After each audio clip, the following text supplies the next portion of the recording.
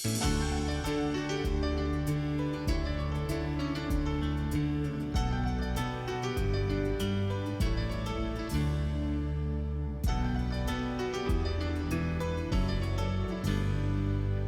I'm Dick Collins. Let's fly today from Claremont Airport in Ohio, home of Sporty's, to Washington National Airport near the nation's capital. This is always an interesting flight. Washington National is classified as a high-density traffic airport, which means that you must have an arrival or departure reservation for all non-airline IFR flights.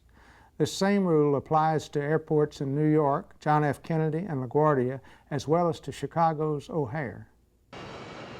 Hours and allocations for the required reservations vary and are covered in FAR Part 93-123. The basic hours are from 6 a.m. to midnight, and any exceptions are covered in the rules. Currently, the IFR allocation for national is 37 air carriers per hour, 11 commuters, and 12 other being the rest of us. Each arrival and each departure counts, and a separate reservation is required for each. If the weather is VFR, then allowing VFR traffic in and out is at the discretion of air traffic control and should be allowed when it won't result in significant delay for those with IFR reservations. Basically, reservations may be obtained 48 hours in advance. As you might imagine, the hardest ones to get are at the beginning and end of the business day.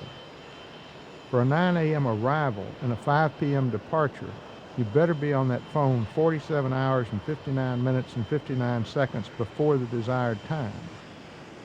Weekends don't count on the 48 hours, so a Tuesday reservation may be made on Friday. Also, and this is why the 5 p.m. reservations are always gone at 5 p.m., you can make an arrival and departure reservation on one call if they are the same day, with the 48-hour business applying to the arrival. If, for example, you want to arrive at 9 a.m. and leave at 5 p.m., both reservations can be made 48 hours in advance of the 9 a.m. arrival.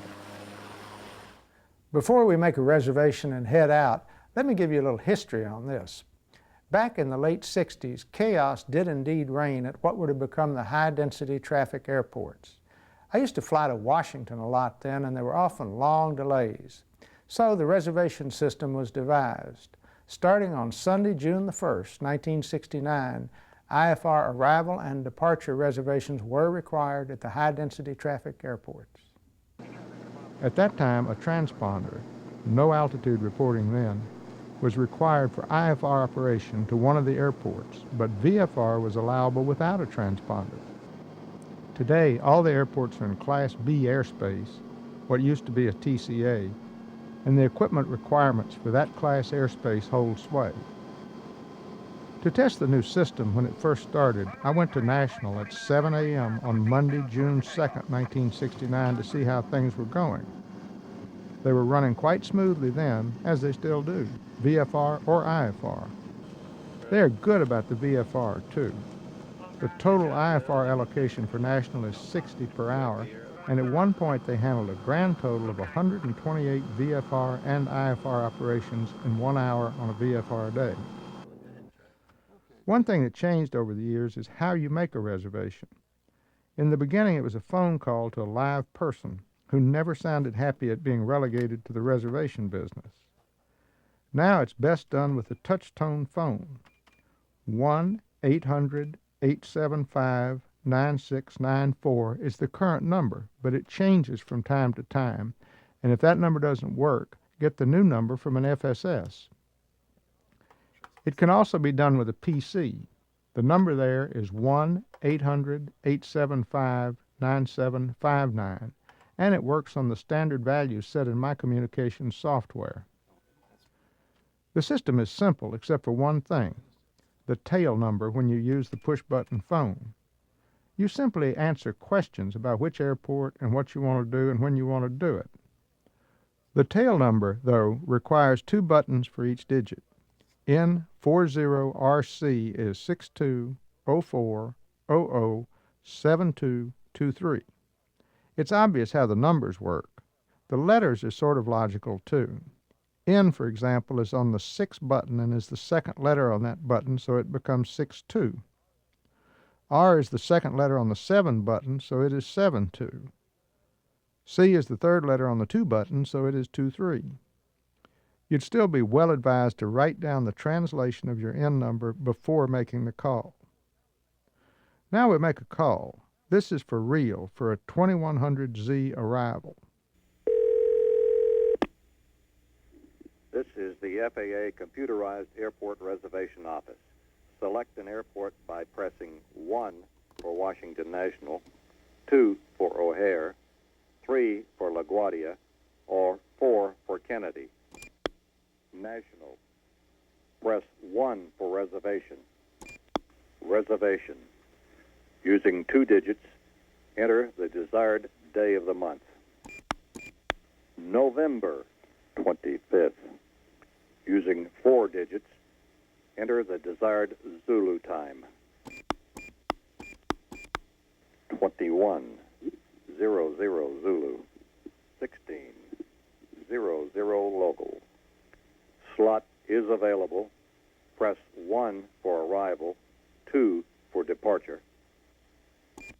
Arrival. Enter tail number.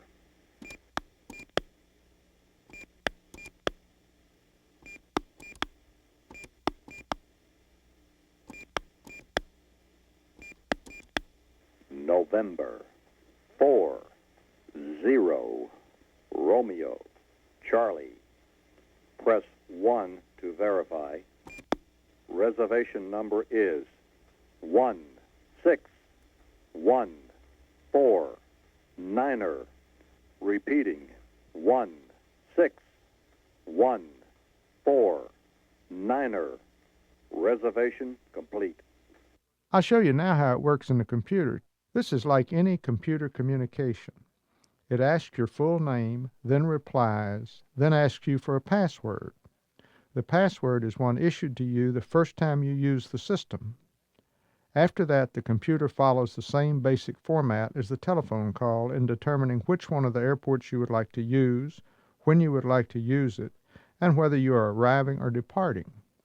If no reservation is available for the time you specify, it will offer alternate times when a slot is open. There's no advantage or disadvantage to using the phone or computer.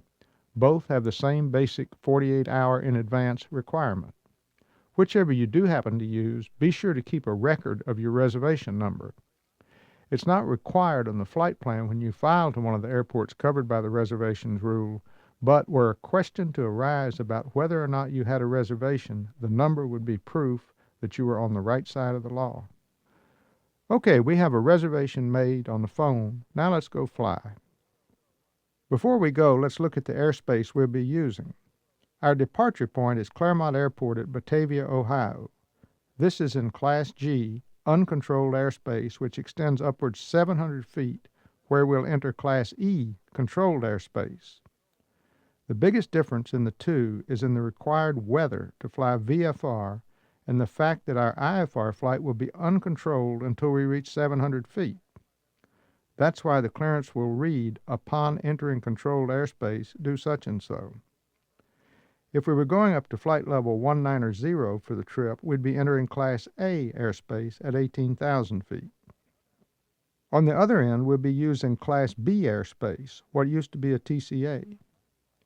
In planning the flight, I noted that there are standard terminal arrival routes for Washington. A Bucko 3 is the best for the direction from which we'll be coming. It comes in over the Kessel Vortac, the Trixie intersection, and the Armel Vortac. After Armel, it's radar vectors to the final approach course. Were we flying a turbojet, we'd expect to cross the Drews intersection at 15,000 feet and Armel at 8,000. In that we're flying a lower and slower airplane, we can surely expect to cross those points at an altitude lower than the turbojets. My plan is to pick up the arrival at Kessel. Now I'll run the checklist, arrange the charts, crank up, and call for a clearance. Cincinnati clearance, Cessna 40 Romeo Charlie, going from India 69er to Washington National. The controller didn't answer my first call. Why? because she's working 2 frequencies and was occupied with another airplane that I couldn't hear. Clearance delivery, Cessna 40 Romeo Charlie at India 69 going to Washington National. 24.9er standby. Charlie Alpha Mike, and copy launch hotel 1.7.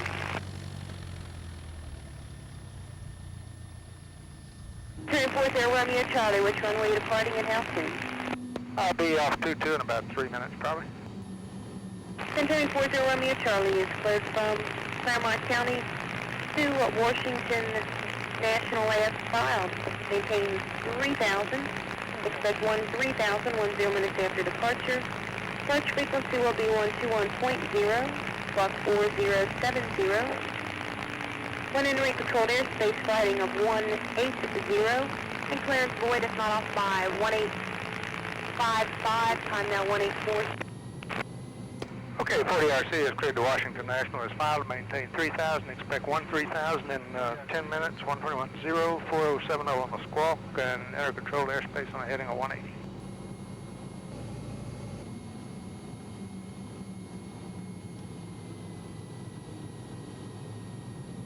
Centurion 0 Romeo Charlie, I lost the readback after the heading, sir. Until then, the readback was correct. Your void at 55. I'm now 44. If you're not airborne by 55, advise on this frequency your attention. Okay, 40RC's void time is 55. Thanks. 0 Romeo Charlie, change to advisory. Thank you. Sorry about that. I just flat omitted the void time in my clearance readback. Let me stress the importance of valid and void times here when you're departing from an airport like Claremont, whether the clearance comes by radio, as here, or by phone, when you usually get a valid and a void time. You want to make sure your watch or clock is precisely correct when they tell you the time now and the valid and void time. I had a valid and void time to leave an airport once and was sitting at the end of the runway waiting for the valid time. It was about 45 seconds away and I was thinking, time to go, when a twin-engine jet emerged from the murk and landed. Based on that experience, I decided to always wait at least a minute after a valid time to taxi onto the runway for takeoff. She did assign a 180 heading after takeoff and wanted to know the direction of takeoff. This is for their planning because which way we take off determines where we'll show up as a target on the radar scope. Claremont traffic, 40 Romeo Charlie is about to depart on 22, and we have the downwind traffic in sight. Time to go now. The other aircraft in the pattern is no factor. One thing to consider here. Say the weather were worse, say 800 overcast and a mild visibility. That would make our trek up to 700 feet a time for really scouring the sky for VFR traffic. It can legally be there, and anytime we start or conclude IFR flights in Class G airspace, we have to realize that VFR airplanes can be in there with us, perfectly legally, even though the weather is quite scuzzy. Cincinnati 40RC is off Claremont, climbing to 3,000, heading on 180. Centurion 40 Romeo Charlie, Cincinnati departure radar contact. Sunlock heading 150, intercept Victor 120 on course, then climb and maintain 5,000. 40RC 150 to the airway and up to 5,000.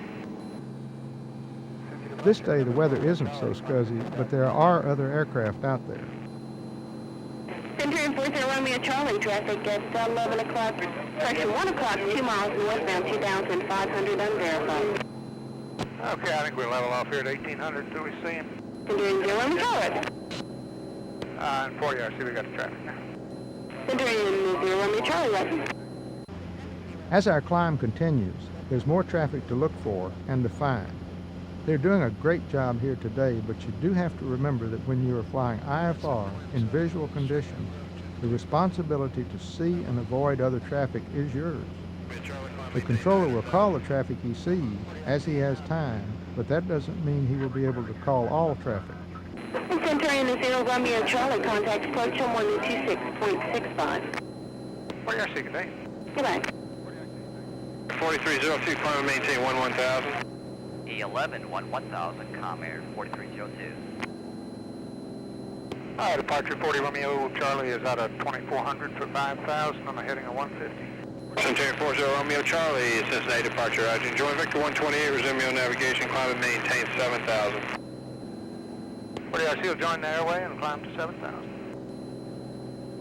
Centurion 40 Romeo Charlie, climb maintain 9,000. 40RC, now up to 900,000. Centurion 40 Romeo Charlie, climb and maintain 11,000. 40RC, now up to 11,000.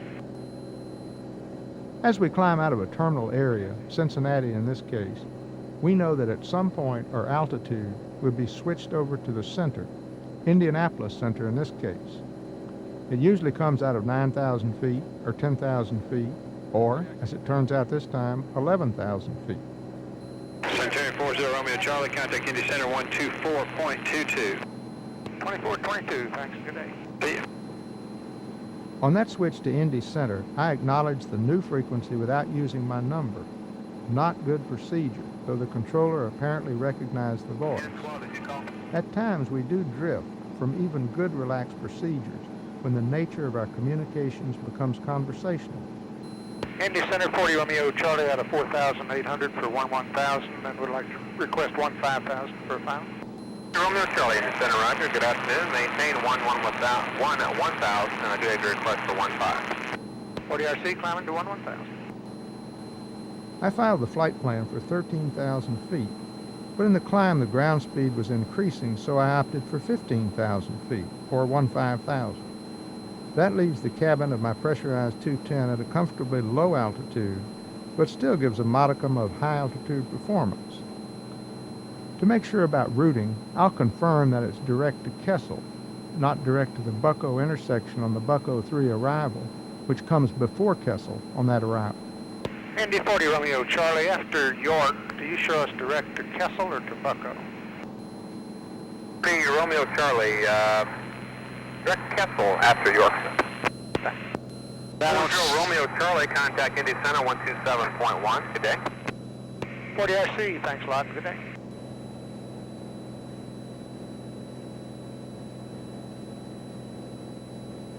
Indy Center, Cessna 40 Romeo Charlie at 15,000. 40 Romeo Charlie at Indy Center, altimeter for Charleston is 3009. Thank you. There are some routine handoffs in here. Then I come upon an interesting question. The LORAN is showing arrival at Washington National 13 minutes early on our reservation time. The tailwind is better than forecast, and we've had no delays. Usually the vectoring and posturing in the Washington area will add at least that many minutes to the flight, but I slow down a little to add some minutes and save some gas. What if we get there a few minutes early? Firing squad? Put a stamp on the old pilot certificate and drop it in the nearest mailbox? Surely they wouldn't go ballistic over a few minutes among friends. Next, we enter Washington Center's airspace. Cessna 40 Romeo Charlie, contact Washington Center 128.6. 40RC, thanks a lot, good day. Washington 40 Romeo Charlie at 15,000. November 40 Romeo Charlie, Washington Center, roger. North altimeter 3014. 40RC, thanks. It's a cinch that the pace will quicken as we fly closer to Washington, so this is a nice time in the flight to double-check everything. Charts ready, procedure understood, fuel plan adequate. Planning is a big part of flying, especially to big airports. Centurion 0 Romeo Charlie, contact Washington Center 133.65. Good day.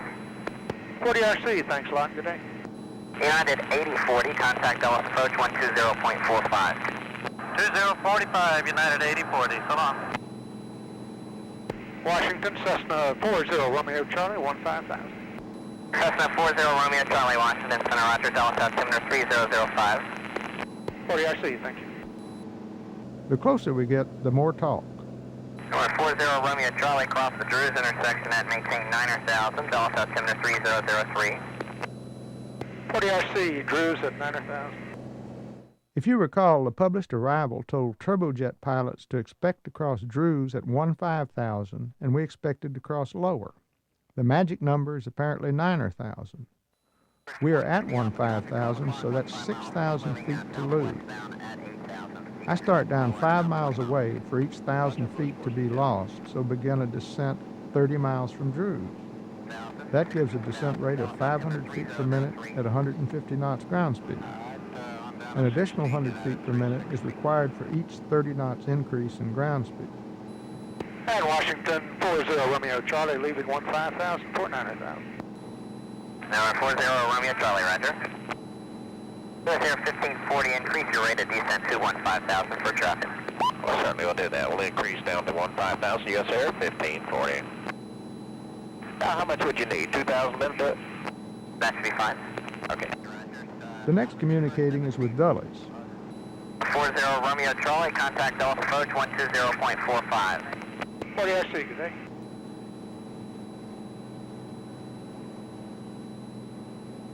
Dulles 40 Romeo Charlie out of 9,800 for 900,000. Centurion 40 Romeo Charlie, Dulles approach, Dulles altimeter 3002. This comes as we start to descend into the cloud tops. Follow along as a heavy 747 goes 1,000 feet overhead and we make an adjustment for wake turbulence. I know it isn't supposed to settle 1,000 feet, but it might, so why not make an allowance for it? I'd add that the 747, as you see it through the video camera, and as we saw it through the windshield, is quite different in size. The video diminishes the size. Centurion 40 Romeo Alpha, traffic is approaching off your right wing from overhead at 747, 11,000, descending to 10,000. Caution wake turbulence. 40 RC would be looking for it. And 40 RC, if it's okay with you, we'll stay a little bit north of this track. 40 RC, that's approved, and when you feel like it, proceed direct on now. 40 RC. United 8060, heavy traffic control factor, descend and maintain 8,000. Roger, down 8,000, United 8060 heavy. Centurion Romeo Charlie 747 is 5 miles ahead now, and you have additional traffic at 1 to 2 o'clock and 8 miles northeastbound twin Cessna at 7,000. 40 RC. With the heavy jet 5 miles ahead, the controller descends the 747 through our altitude. That spacing is deemed adequate from a wake turbulence standpoint. Scattered, visibility 12. And departure lands 9821 kilo with you leaving 900 for 5,000. 3002. Approaching use river visual runway wing. Notice the airman, taxiway hotel and echo closed. Simultaneous operation, intersecting runway taking place, measure contact, budget is here. Getting the automatic terminal information service broadcast is always touch and go around a busy place. You need to monitor the air traffic controller, and you need to get the ATIS. Some pilots listen to it uninterrupted after being switched from one frequency to the next, delaying the next call while they listen. But I've never been comfortable with that. However you like to do it, just make sure you get and understand the entire broadcast. Okay, they're doing river visual approaches to 18. You can bet that the last thing they'll want to do is get my relatively slow airplane in the procession of jets on that approach. Landing to the south at National, the lighter airplanes will more likely be assigned runway 15 or 21. Because all the runways at National cross, the controllers do what they call shooting the gap. The gap is the space between the jets coming and going on runway 18. 40 Romeo Charlie, descend and maintain 7,000. 40 RC out of 9,000 for 7,000. United 1214, traffic 12 o'clock, 10 miles. Northeastbound twin Cessna at 7,000, maintain 8,000 for the traffic. Listen, 5 Tango Sierra, traffic 11 o'clock, 10 miles, southbound 727, 9,000, descending to 8,000. Departure, Piper lands 9821 kilo. 505 Tango Sierra, traffic 10 o'clock and 6 miles southbound, 727, 9,000, descending to 8,000. We're looking a lot of 8 Tango Sierra. Lance 21 kilo, Dulles approach, how do you hear me?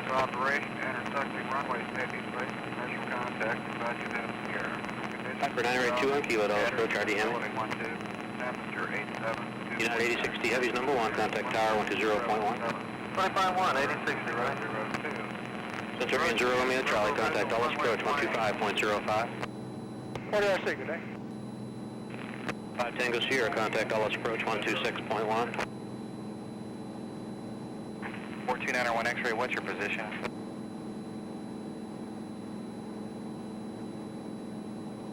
Dulles 40 Romeo Charlie's out of 8,300 for 7,000. Banana 1 X-ray, they gave their own frequency contact, Dulles 125.8. Fluids 227, Dulles departure radar contact, climb maintain 6,000. Up to 6,000 now, fluids 227. For 71 Sierra, roger. Dallas Sporty Romeo Charlie at 8,100 for 7,000. 40 Romeo Charlie, roger. We're getting closer and lower now and will be switched from Dulles to Washington approach control momentarily. We still have traffic passing us, but they're turning after Armel to go for the river approach. We'll likely be flying to a different drummer. Number 40 Romeo Charlie, you'll see traffic turning northbound off of Dulles, climb to 6,000 feet only. Contact Washington approach now 119.85. 40 RC today.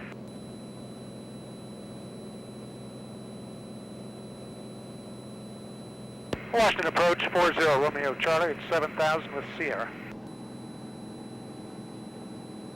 Approach Continental 168, they're descending to 8,000, Papa, or correction, Sierra. Continental 168 Washington approach, roger, altimeter 3003. November 40 Romeo Charlie, Washington approach, depart on Mount Washington, expect vectors, river visual, correction, expect vectors, visual approach to runway 15, altimeter 3003. 40 RC after Armel, direct to Washington. Continental 168, depart Armel, heading 070, and expect a, correction, depart Armel, heading 090, expect river visual approach. Okay, Continental 168, 090 off Armel. Continental 168, descend and maintain 6,000. 6,000, Continental 168. Washington approaching at 616 with you, route of 948 with Sierra. 616, Washington approach, traffic 12 o'clock, 3 miles, same direction. A Centurion at 7,000, depart Armel, heading 080, vectors river visual approach. Okay, 080 on the heading out of Armel, United 616, and we're looking for the traffic. And United 616 has the Centurion. United 616, roger.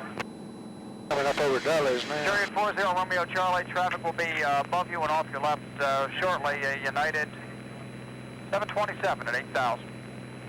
40 RC, we'll be looking, thanks. Continental 168, descend and maintain 3,000. 3,000, Continental 168. Continental 168 has a river. Continental 168, cross 10 DME at 3,000 or above, cleared river visual, runway 18 approach. Continental 168, river visual, 3,000, 10 or above. Continental 168, traffic at dash 7 on a visual approach from the northeast, landing runway 21. We'll hold short of the intersection after landing on that runway. Contact the tower, 119.1. Continental 168, good day. Good day, sir. Number 40 Romeo Charlie, descend to maintain 6,000. You have the 727 in sight. 40 RC out of 7 for 6, and he just went in a cloud right in front of us there. Okay. Down to 616, traffic no longer factor, about 3 miles behind you. Descend to maintain 6,000. 6,000 for United 616. Here I confess to a slight advantage because I've flown here many times before. The airport isn't easy to see when approaching from this direction, the west, but you'll just about fly over the Pentagon on the approach to 15, and it is easy to see from a distance. Number 40 Romeo Charlie, descend and maintain 5,000. 40 RC out of 6 for 5. Okay, United 616 has the river. United 616, cross 10 DME at 3,000 or above, cleared river visual, runway 18 approach. Clear for the runway 18 approach, United 616. Approach Challenger 601, Hotel Charlie's with you, descending across Armel at 8 with Sierra. Challenger 601, Hotel Charlie, Washington approach, depart Armel, heading 070, expect river visual approach, altimeter 3003. Okay, Armel, after Armel 070 on the heading for the river visual 003. November 40 Romeo Charlie, descend and maintain 2,000. Report the airport in sight for a straight-in visual to 15. 40 RC down to 2,000, and we'll call you at the airport in sight. Down to 616, reduce to your final approach speed, contact tower 100.1. We're reducing, and we'll go over to 119.1. Centurion 40 Romeo Charlie, the airport's 12 o'clock and 7 miles. 40 RC, we had the airport in sight. Number 601 Hotel Charlie, turn right heading 090, descend and maintain 3,000. Right turn to 090 and go down to 3,000, Hotel Charlie. Centurion 40 Romeo Charlie, best speed to the airport, cleared visual approach to runway 15, and you'll land runway 15 to hold short of runway 21. 40 RC. Bring in 40 Romeo Charlie, contact the tower, 119.1, good day. 40 RC, thanks, good day. Okay, now he wants us to go fast. One thing you have to be ready for is the speed adjustment. That's one thing they use to shoot the gap. Also, a request to keep the speed up, but hold short of another runway after landing, is something you want to be certain you can do before accepting the instruction. In this case, there's plenty of runway 15 available before reaching 21. As you'll see shortly, the tower has a different idea about speed than the approach controller. Also, things will change as we go on in. And tower 40 RC is inbound. 40 Romeo Charlie, roger, start slowing down. Okay, 40 RC slowing down. And 9-1 Yankee clear. 9-1 Yankee, roger. United 616, right on Foxtrot of Fable, and taxi clear, no ground point 7. United 616, roger. Contact 168, cross 21, contact ground point 7 after crossing. Traffic is on a half a mile following for that runway. And 168, cross. Piedmont 3036, cross runway 18 and contact ground point 7. Piedmont 3036, roger.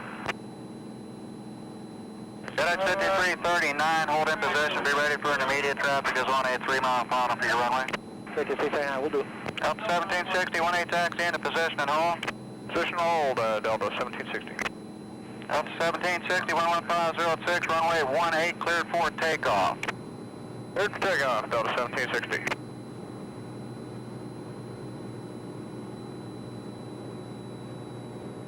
And Delta 1760, just hold in position for a second here, I'll get you on the phone.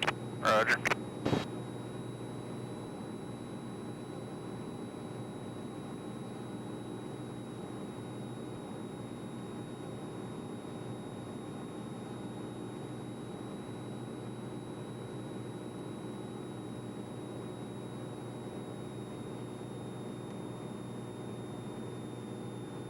Number 13 Delta without delay, cross 18. Cross 1813 Delta. 040 Romeo Charlie, stay over the river and land runway 21. Clear to land 21, 11406. 40 RC, we'll land on 21. Delta 1760, cleared for takeoff. Cleared for takeoff, Delta 1760. Tower US Air 8004, 6 out, visual 18. US Air 8004, Worth and Tower 18, clear to land on 1406. Land on 18, US Air 8004. 013 Delta, contact ground 121.7. 1217, 13 Delta. FedEx 5339, fly runway heading, runway 15, cleared for takeoff. Traffic is on a mile and a half right base for runway 21. 5339, rolling.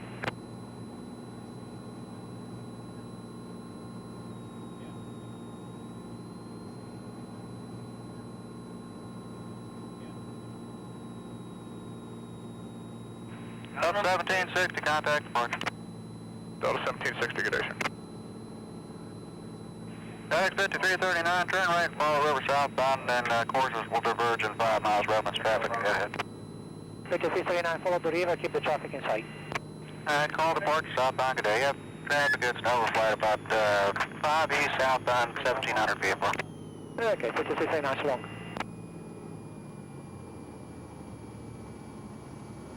Number 31 Hotel Alpha, runway 15, taxi into position and hold.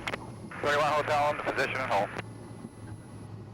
After that truly lousy landing, consider some of the important matters about flying into an airport like Washington National. This airport is actually unique. Most busy ones have a lot more real estate, but the same principles work at all the busy places. Knowledge of the airport is essential, whether from experience or study of the chart. When the controller told me to stay over the river and land on 21, I knew exactly what he meant. I knew it from having done it before, but it's also obvious on the chart. Also, I was in the landing configuration when given the change. Flying level in the full flaps landing configuration is something I almost never do, but I do know the power setting. It takes a lot, and that's important lest the old airspeed decay. For the landing, the controllers at the busy places can't give a lot of thought to your crosswind abilities, and they will try to take maximum advantage of all their runways. Just because you're assigned a runway, don't assume it is into the wind or even that there's no downwind component on the runway. If you can't accept the wind condition on the runway, that's your decision to make. As we finish the taxi in, one other word. The controllers at National are quite good about telling the airline pilots that there's a light airplane taxiing behind them and to please select idle power. You can still get your wings rocked because the airport configuration sends you behind a lot of jets that may or may not have the engines running.